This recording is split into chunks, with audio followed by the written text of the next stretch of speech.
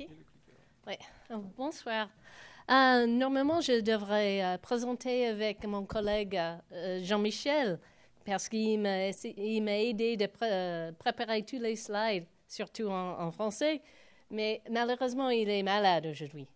Et alors, je ne suis pas parfumeur et en fait, tout le monde trouve les parfumeurs, c'est une carrière très intéressant et c'est vraiment dommage qu'il n'est pas là. Mais bon, je vais faire mon meilleur de quand même faire semblant de parfumeur. Parce que, en fait, si je reviens,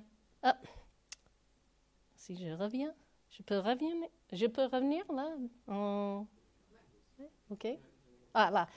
Parce qu'en fait, ce qu'on a fait, c'est on a fait un nouveau collègue parfumeur pour un algorithme qui aide les parfumeurs de créer les parfums. Mais alors, je vais vous expliquer comment on a fait pour faire ce genre d'algorithme.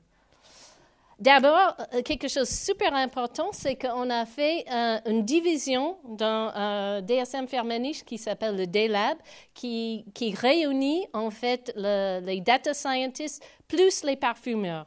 Et ça, c'était quelque chose de très important pour nous pour un peu avancer sur cette démarche, parce que là, on a la connaissance de les gens très dans le métier qui peut nous guider, en fait.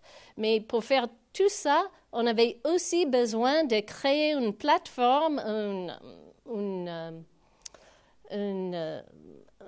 stage ou quelque chose pour aider les gens de fabriquer, aider les data scientists pour faire les algorithmes. Et alors ça c'est quelque chose qui on a dépensé un peu la moitié de notre budget pour faire cette plateforme, pour vraiment faire quelque chose de robuste et pour développer des algorithmes. On a fait sur Microsoft et sur Azure, mais ça, c'était quelque chose qui nous aide d'aller beaucoup, beaucoup plus vite. Maintenant, ça prend à peu près 3 mois pour faire un nouveau algorithme pour les parfumeurs. Et on a à peu près 25 modèles en production et il y a une trentaine de data scientists qui travaillent avec nous. Alors, comment on a fait ça? C'était vraiment de garder le parfumeur dans le loop, en fait, de garder toujours contact avec eux. Jean-Michel, par exemple, il travaille avec nous tous les jours au D-Lab de faire, nous on fait un essai, il regarde le résultat et si le résultat la première fois, c'est jamais bon. Hein? Alors, on doit revenir sur et changer le modèle, améliorer les résultats. Et on fait ça dans une loupe avec lui. Et soit on doit retourner sur les bases de données et améliorer les bases, les données. Et après, repasser, changer le modèle, voir avec Jean-Michel, un autre parfumeur, pour voir le résultat. Et finalement, avec beaucoup de cycles comme ça, on a réussi de faire quelque chose qui fait un parfum qu'on peut on peut donner aux clientes.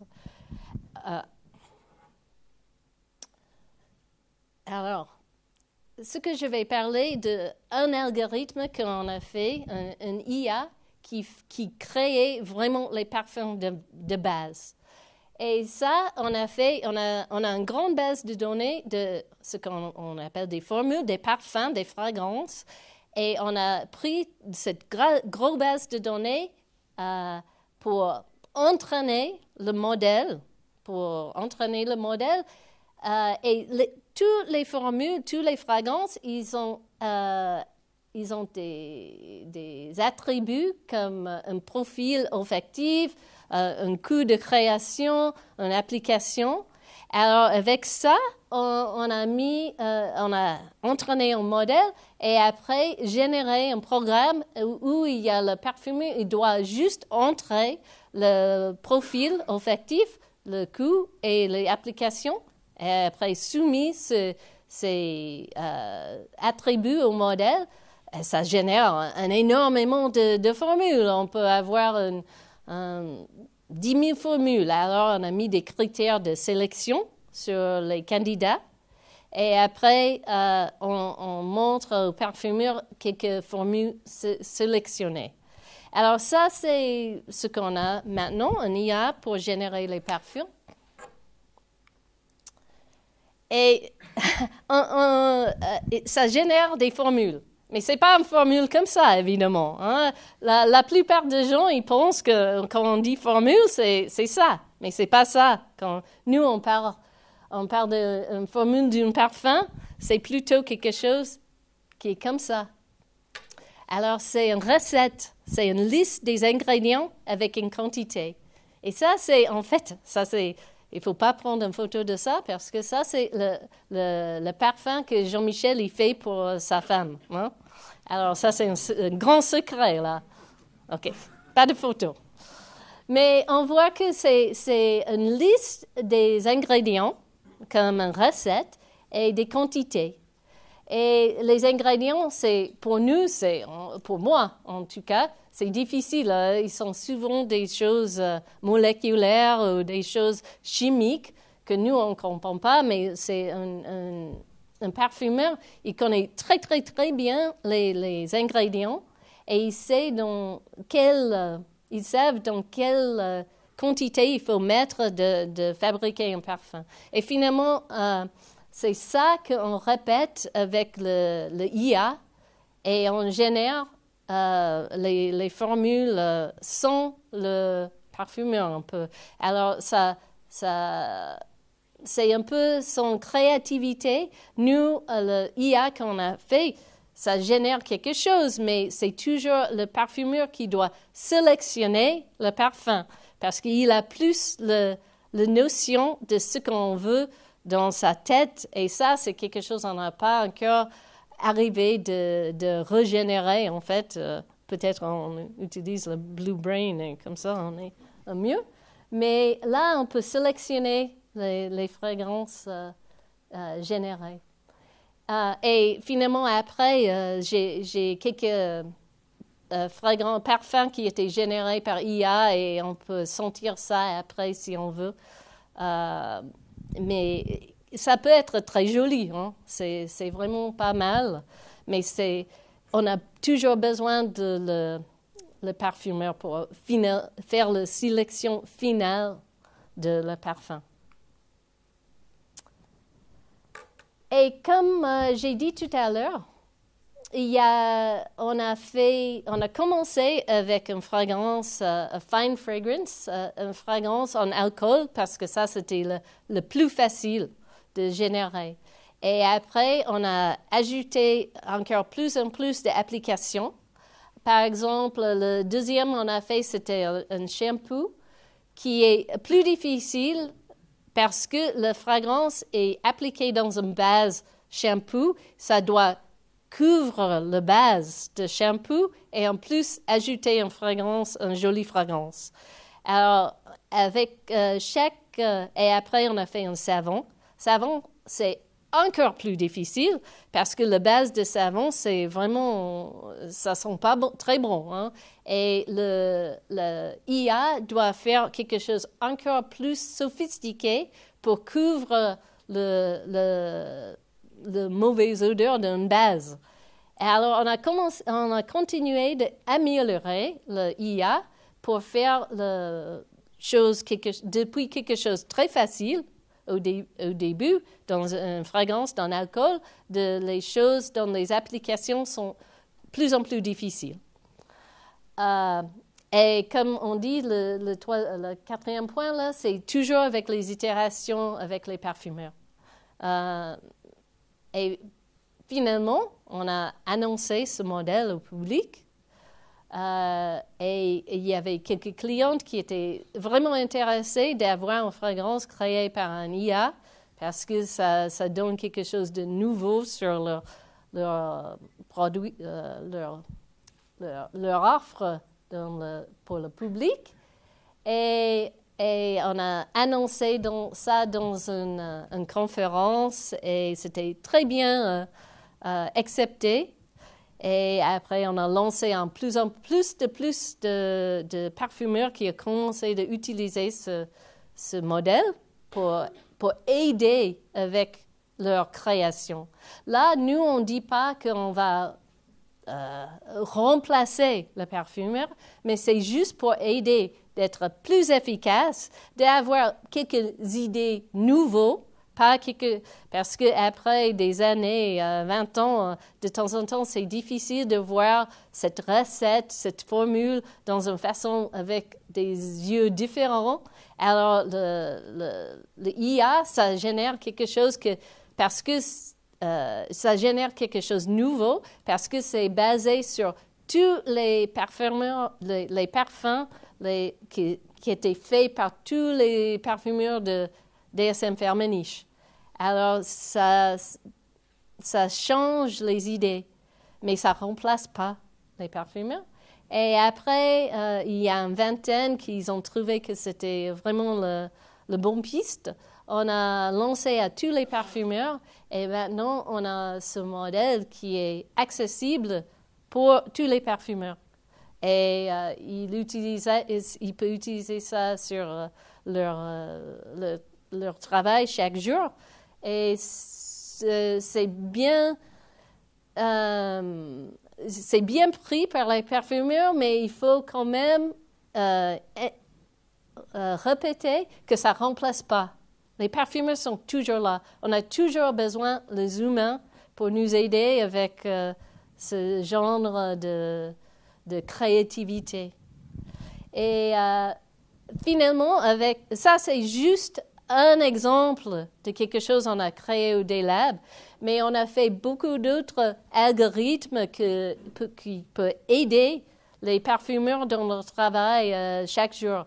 Par exemple, il y a des autres algorithmes qui peuvent changer la recette, la formule pour être plus en norme avec les règles, le règlement. Et il y a quelque chose, parce que ça, c'est quelque chose les parfumeurs doivent faire tous les jours, de changer une formule parce que les règlements changent tous les jours et ils doivent revisiter leur fragrance, changer pour être aux normes. Et on a fait un autre algorithme qui fait ça. Alors, on continue d'ajouter les algorithmes pour aider, pour faciliter leur travail, mais c'est toujours la créativité, le humain à la fin qui choisit les fragrances et c'est un peu le plus important pour le travail de parfumeur tous les jours. Alors ça, c'est juste un peu vite fait ce qu'on fait au DayLab pour expliquer nous comment on travaille sur toutes les données quand on a une grosse base de données de fragrances pour aider les parfumeurs. Merci.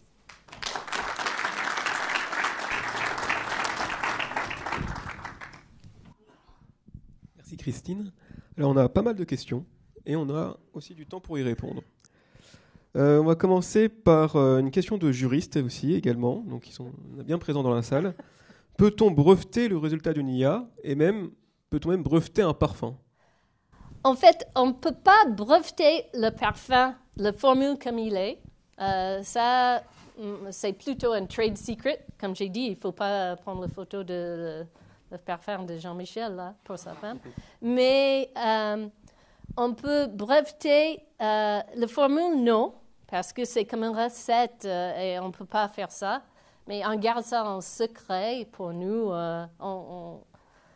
Mais on peut breveter un peu un autre concept.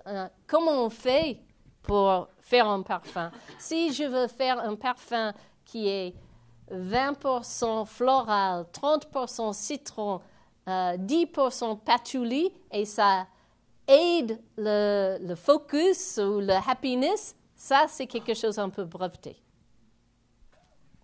Ok, merci. Est-ce qu'il y a des questions dans la salle?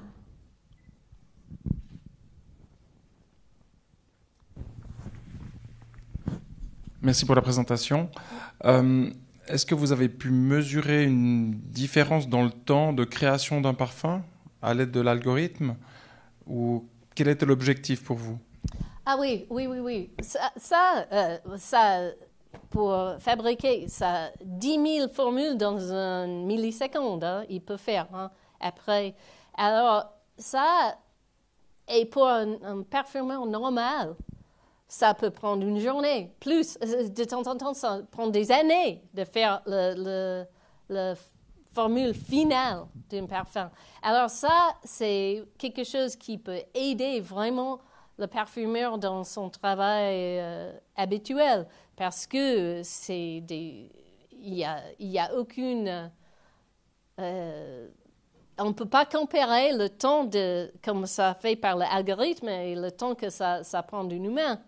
Mais finalement, après de faire la formule, on doit sentir la formule. Et après, on va tweaker, changer la formule un petit peu pour avoir un peu plus de ça et plus de ça. Et ça va prendre toujours du temps. On n'a pas encore créé un algorithme qui peut faire des petits changements comme ça pour un peu changer le profil olfactif dans la finesse d'un parfumeur.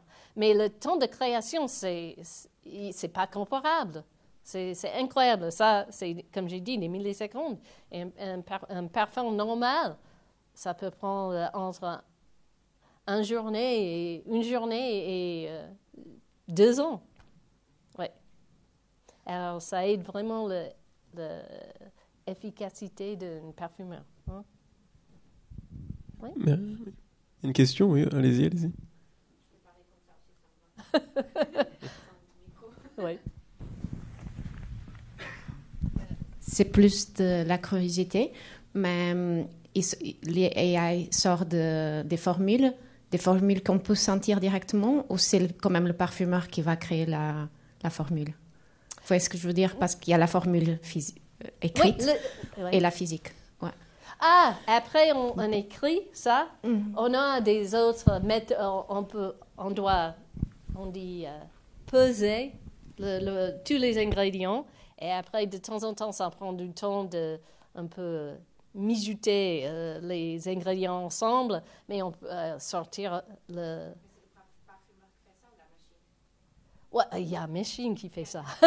ouais, mais de temps en temps, ils ont des assistantes qui peuvent faire ça aussi. Hein. Un assistant, il prend tous les ingrédients dans la recette, il mélange et après, il le sent. Hein.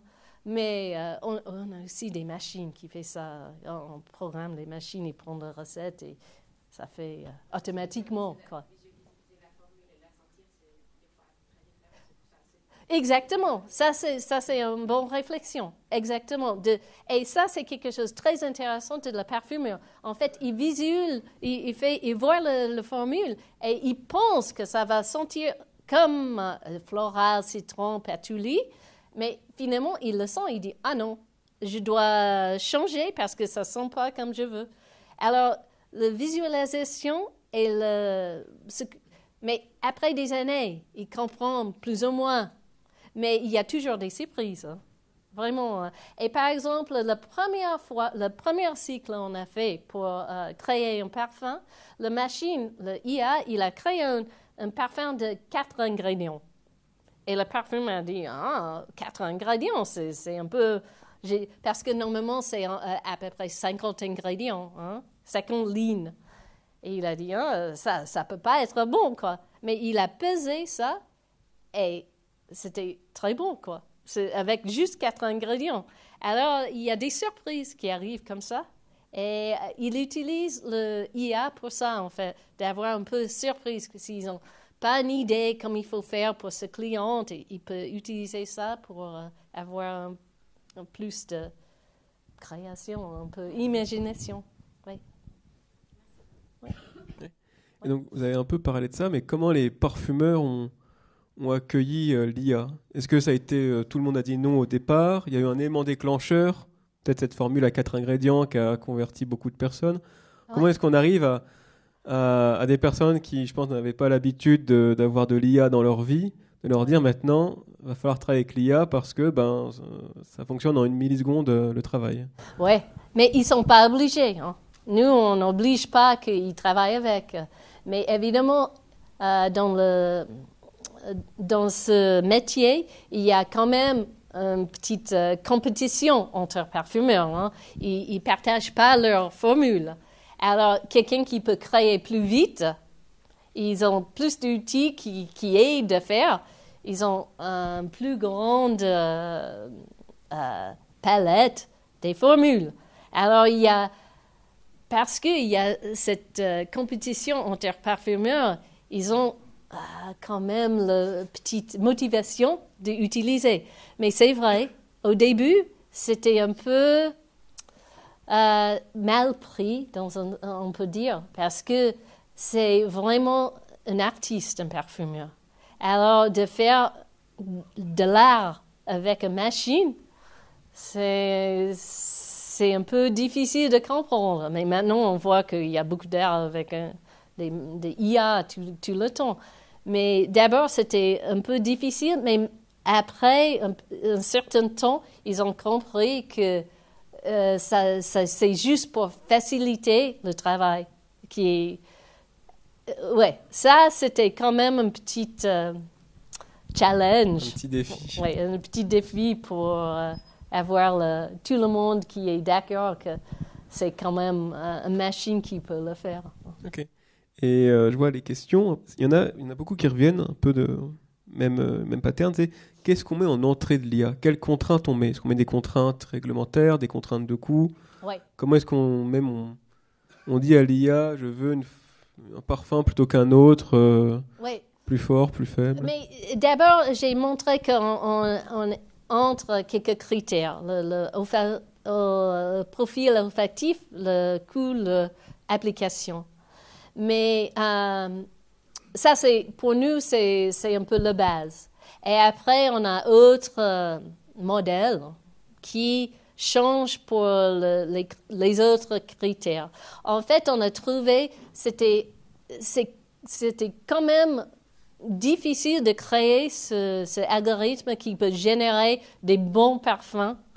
Et alors, ce qu'on trouve maintenant, c'est mieux de générer un bon parfum et après appliquer les autres critères comme le safety ou de diminuer le coût ou de changer quelque chose. On ne peut pas tout faire en même temps. On n'a pas encore trouvé la façon de tout faire en même temps, mais on passe sur plusieurs modèles pour le faire. Et nous, on commence à partir d'une grande base de données avec tous les critères déjà définis. Depuis 100 ans, on a fabriqué des formules. Alors, on a ça dans la base de données. On a une grande base de données et on dit que celui-là, ça a un profil comme ça, celui-là, l'autre formule a un autre profil. Alors, ça, c'est toutes les informations qu'on a données pour entraîner le modèle. Donc c'est un modèle, là, pour le coup, statistique. Comparé à Innate, où on essaye de reproduire l'intelligence du parfumeur, là, c'est plus un modèle statistique qui va trouver un pattern entre tous les bons parfums. Oui, mais presque tous les modèles, ils trouvent des patterns. C'est un modèle qui trouve les patterns, mais c'est un modèle. Nous, on a aussi, we call it deep learning, right? Okay. It's a deep learning model. So it's generative AI, right? But it's not generative AI like we have LLMs, right? Like the things from OpenAI, which are LLMs. This is generative AI, but a different type of model. OK. Ouais? OK. Est-ce que vous avez des questions dans la salle? Oui. Peut-être plus en anglais? Plus en anglais ou en français? S'il y a quelqu'un d'autre, je l'ai déjà posé une. On a le temps. On a le temps. OK. Je voulais juste rebondir. English? What? Or French? Prefer English? OK. I just wanted to elaborate what you just said. So it's model, you're analyzing a lot of data, and on the other hand, the perfumer, right? That's how you say in English. The perfumer's job is creative one, supposedly. One thing is, one of the critics people do of AI is that it's barely increasing a bias that's already present. So you're going to dig deeper and deeper where people are. In a creative job like this, you may actually not be so creative when you're maybe better in a pattern, but not exploring other patterns. Is it something that you observed or something that you managed to fight against? Yeah, we are managing to fight against it in a way.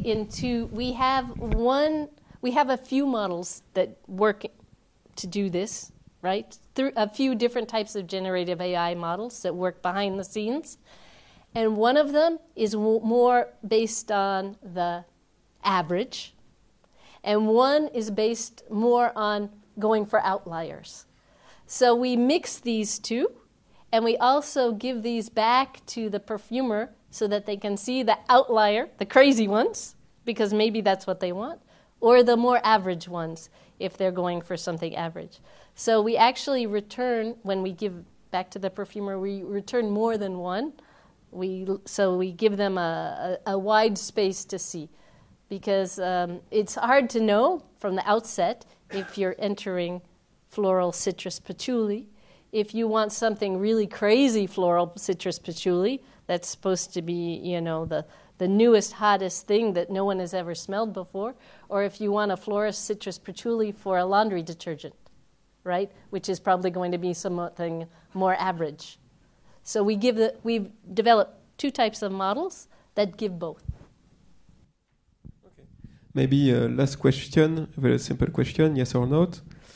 Do they have already market product available in store generated by AI? There are several. Il y a plusieurs, en fait. Okay. On a fait un pour Axe. Il y a un autre, il y a plusieurs. Il y a en fait des clientes qui viennent spécifiquement pour ça, en fait. Parce que c'est aussi un peu une façon de faire un peu de pub pour ça, hein, que ça, c'est généré par IA. Et Axe, par exemple, Axe, c'est souvent quelque chose pour des jeunes hommes. Et d'avoir un parfum qui est généré par IA, c'est vachement cool, quoi. Ouais. Okay. Yeah. Yeah. Yeah. No. No, we only sell things that smell good still. Okay. Il y a encore une question dans la salle. Yeah, just a quick question to continue the link between LLMs and your application. So as we know, ChatGPT, for example, was trained on very large, very big data in the end. And I was wondering, what is the order of magnitude of the fragrance that you have in your database? So the data, if we talk about it's in gigabytes, it's not big. Gigabytes are not big, we know that. But we have many examples. We have millions of examples. So even though it's not big data in size that we normally talk about, there's a lot of examples. So it was trained on millions of examples of perfumes with their criteria. Yeah. Okay. Ok, merci. Merci Christine.